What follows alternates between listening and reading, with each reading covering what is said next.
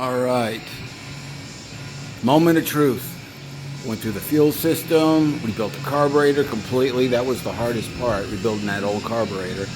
Oil lines, oil tank douched out, fuel tank cleaned out, inspected everything, found some electrical gremlins, and I don't do this often, so I'm going to record it. Maybe the guy might want to see it, but I haven't started this thing yet. But I thought, why the hell not record it? So everything's gone through. I got this oil line here, because I still know there's some doo-doo oil inside the engine probably that's been sitting in there. Even if you drain the oil, there'll still be some inside the engine.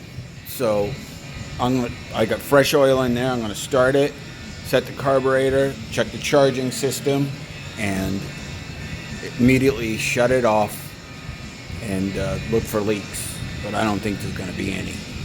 So, okay, hit the button.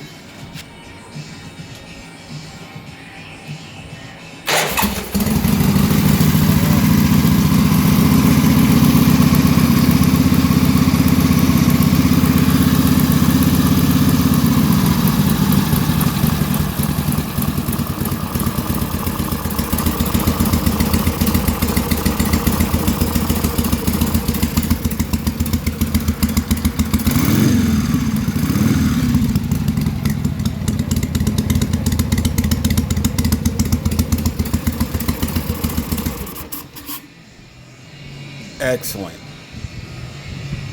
I think he'll be happy. I'm happy because I spent more than a few hours getting this thing ready.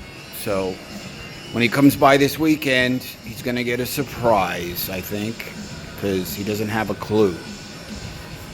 And I think he's going to end up redoing this whole thing over from front to back. So we'll see. Make some hot rod money, some hot rod change.